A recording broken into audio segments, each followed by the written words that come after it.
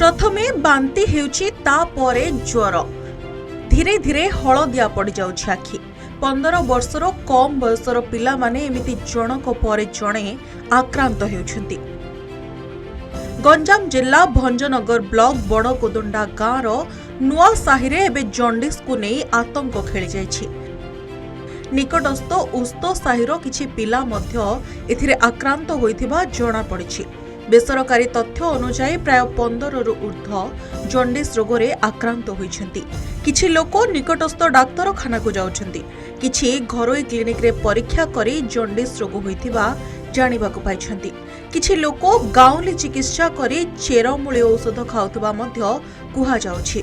ज्वर हला ज्वर हेगिरी आग पेट काटिला तापर ज्वर हला ज्वर हेगिरी बांती हला बांती हेगिरी एडी सेडी सब इंजेक्शन औषध खाइले पिला माने भल हले नै भंजनगर जाई ब्लड परीक्षा करले ब्लड परीक्षा कला गुरु जंडिस बाहला गुरु बासुदेव धरिक गली से औषध खाइला गुरु एबे टिके कम मते फास्ट झाड़ा बांती ज्वर एरा सब जाला तापर जे बेसी कमजोर हेली आ उठी पारली तापरे तो माने जंडिस हला से घर लोक समस्त कहला से तुलसी बोली जाई देखि आई सेडा को पत्र गोडे चेरमूला देथिला सेडा बाटी केना खाया कहथिला सेडा खाइ पानी बेली तो होती आ कोन असुविधा किछ असुविधा खाली पानी रे इंदी होती बेली बोल देती जो 18-19 वर्ष तक जो पानी हेतिला गां जाकू हेतिला जंडिस सेडा हेला बेली इंदी होते 20-25 दिन हेला जंडिस रोग व्यापुथिबा कुहा जाउछि।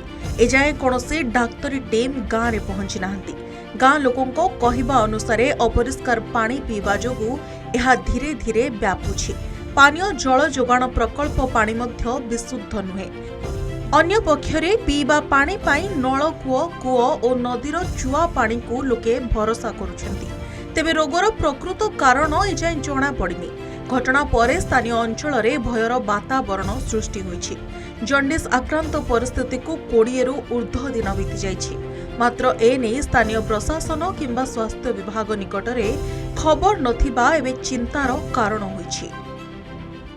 पानी पे आम हैरान होचु को सरकार किछि बुझियाउ नै किछि नै हम पिलानर देह खराब होउछि।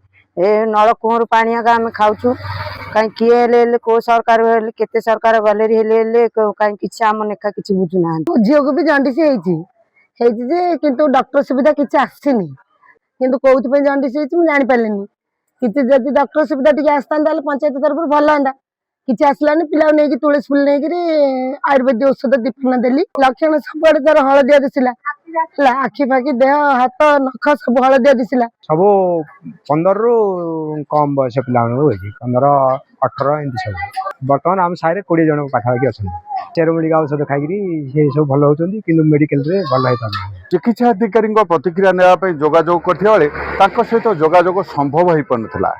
अन्य पक्षे भंजनगर वीडियो ए संक्रांत कहते घटनास्थल अनुध्यान करापर से कैमेरा आगे किसी प्रतिक्रिया देवे। एबे देखिया बाकी रहा बड़कोदंडा गाँव में लगी रही जंडिस आतंक घटना प्रशासन केते दूर गुरुत्व दौर। भंजनगर रत्नाकर साहू, कलिंग टीवी।